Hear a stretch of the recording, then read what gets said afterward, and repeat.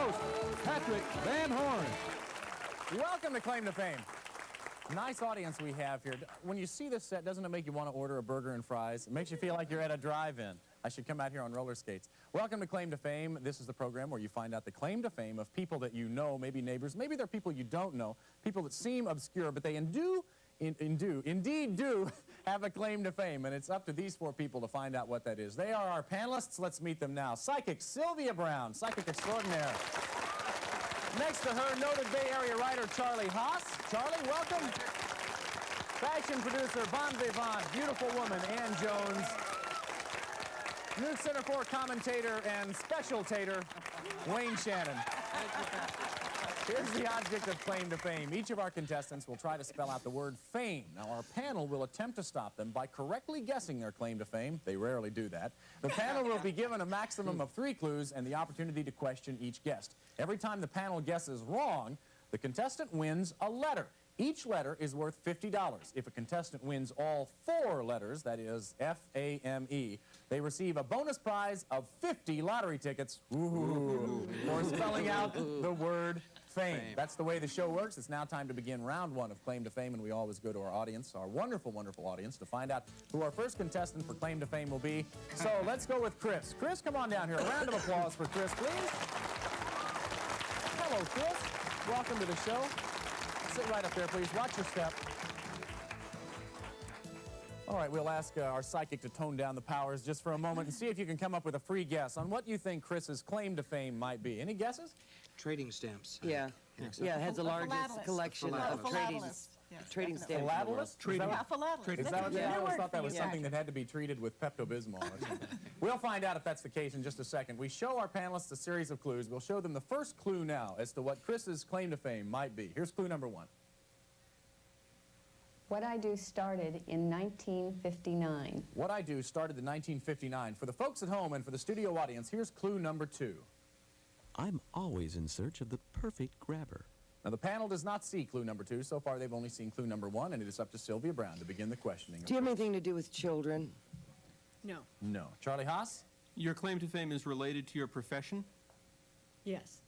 Ann Jones? Do you make a lot of money in your profession?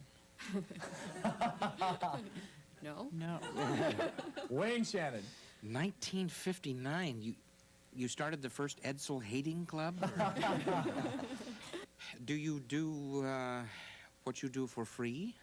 No. Take 20 seconds and take a conference among yourselves. See if you can come up with what Chris's claim to fame might It be. originated in 1959. Dancing, sock hops, that type of thing. That would have been earlier. No, it's earlier. No, That's rock and roll started earlier than that. Earlier than that. Drive-in restaurants started earlier than that. Is it something of that period, like the Big Chill kind of thing?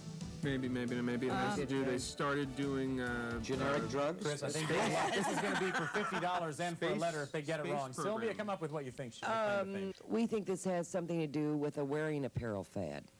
No. No, not at all. So that's $50 and an F for Chris. Nice going. Yeah.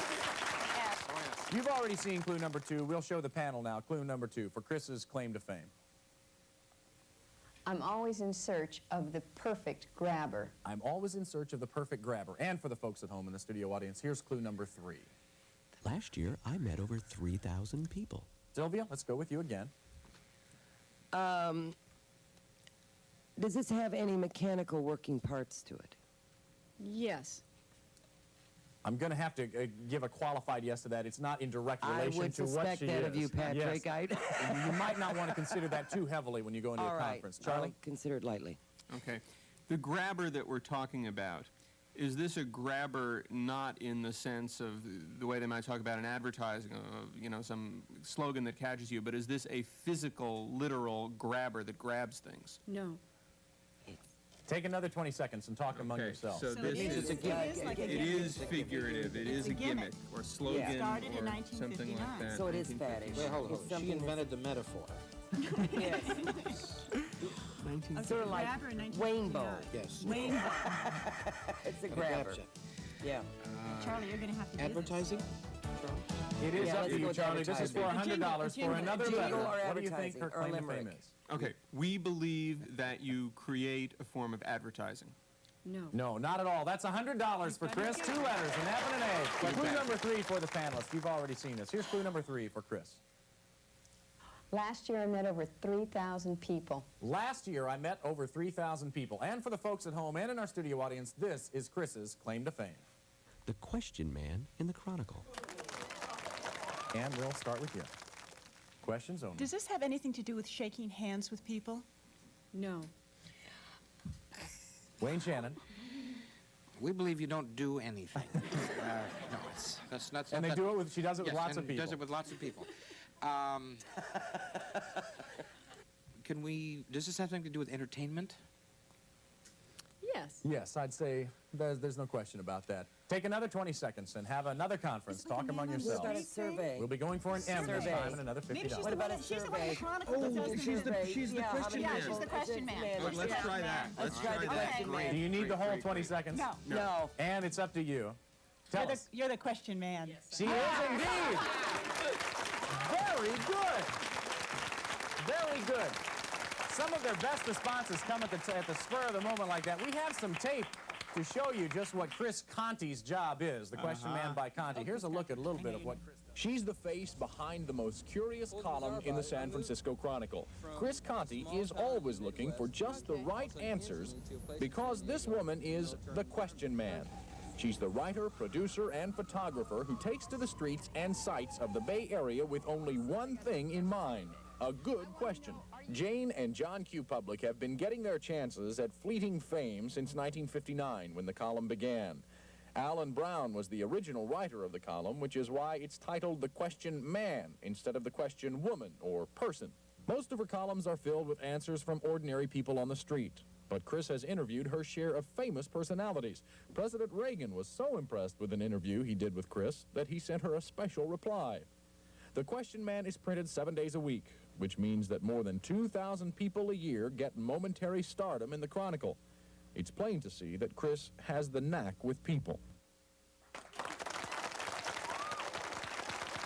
Is there one location you like to go to get the responses? I really like to go where people are having lunch and they're sitting down versus trying to grab people on the run when they're... You sort of have a captive audience. Exactly. We enjoy your column in the Chronicle every time it's in there. Keep up the good work. Thanks very much. We'll be right back with our next contestant on Claim to Fame. Don't go away.